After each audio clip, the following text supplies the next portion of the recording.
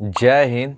आप सबको तो पता ही होगा कि भारत क्रूड ऑयल के मामले में दूसरों देशों पर कितना निर्भर रहता है, जिससे क्या होता है हमारा काफ़ी डॉलर खत्म हो जाता है क्रूड ऑयल को इंपोर्ट कराने में। इसलिए सरकार के द्वारा कहा गया था कि अब से हम कोशिश करेंगे कि ऑयल का पेमेंट इंडियन रुपीज में कर सकें, पर वो प्रयास अब शायद समाप्त होता जा रहा है।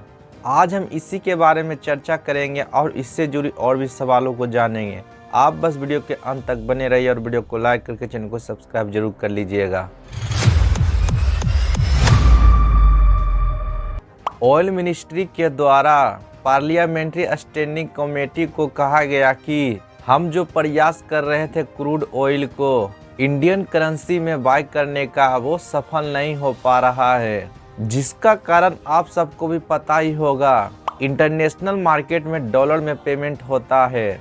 मोस्ट ऑफ कंट्री जो क्रूड ऑयल बेचता है वो डॉलर में ही पेमेंट लेना प्रीफर करता है। हर देश चाहता है कि उसके पास ज़्यादा से ज़्यादा डॉलर हो, क्योंकि डॉलर इंटरनेशनल करेंसी है जिससे आप किसी भी देश से कोई भी चीज़ को खरीद सकते हैं। और इसी सब कारणों से जब रसिया यूक्रेन वार स्टार्ट हुआ था तब अमेरिका ने रसिया को डॉलर को यूज करने के लिए बैन कर दिया था। इसके बाद जब इंडिया ने रसिया से ऑयल खरीदा था तब उस समय इंडिया ने रुपीज में ही पेमेंट किया था, जिसके बाद रसिया के पास इंडियन करेंसी काफ़ी ज़्यादा मात्रा में जमा हो गया था और इंडियन करेंसी को इंडिया के अलावा और कोई भी देश एक्सेप्ट नहीं करता था, जिसके बाद रसिया ने भी इंडियन करेंसी लेने से मना कर दिया था।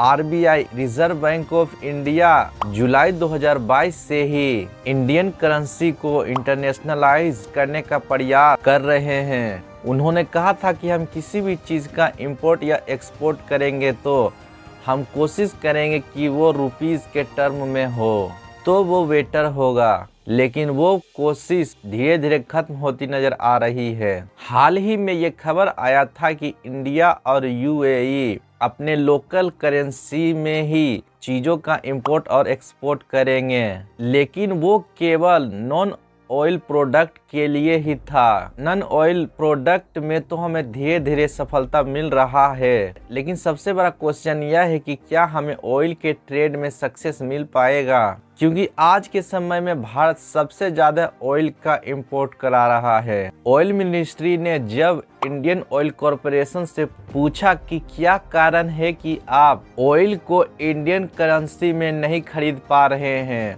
उन्होंने कहा था कि जब भी हम किसी देश से ऑयल खरीदते हैं, मान लीजिए इंडिया ने सऊदी अरब से 100 करोड़ का ऑयल खरीदा, लेकिन सऊदी अरब भारत से कुछ नहीं खरीदता है, तो सऊदी अरब उन 100 करोड़ रुपए का क्या करेगा। साथ ही रुपया अभी इंटरनेशनलाइज नहीं हुआ है, जिसके कारण ट्रांजैक्शन कॉस्ट बहुत ज्यादा हो जाता है। अब चलिए समझते हैं कि ऑयल को इंडियन रुपीज में ट्रेड करना क्यों इम्पोर्टेंट है। भारत तीसरा ऐसा देश है जो सबसे ज्यादा एनर्जी कंज्यूमर है। पेट्रोल डीजल का हमारे देश में बहुत ज्यादा ही खपत होता है। वही डोमेस्टिक प्रोडक्शन की बात की जाए तो हम अपने उपयोग का केवल 15% ही बना पाते हैं और 80 से 90% हमें इंपोर्ट कराना पड़ता है। 2022 से 2023 तक एक साल में भारत ने 232 मिलियन टन ऑयल इंपोर्ट कराया था, जिसके लिए हमें 175 बिलियन डॉलर का भुगतान करना पड़ा था। 175 बिलियन डॉलर हमने केवल ऑयल को खरीदने में दूसरे देशों को दिया है। इसलिए हमें ऑयल को इंडियन रुपीस में ट्रेड करना बहुत ही जरूरी है। आई होप कि आप इन सारे बातों को अच्छे से समझ गए होंगे। वीडियो पसंद आए तो वीडियो को लाइक करके चैनल को सब्सक्राइब जरूर कर लीजिएगा। जय हिंद।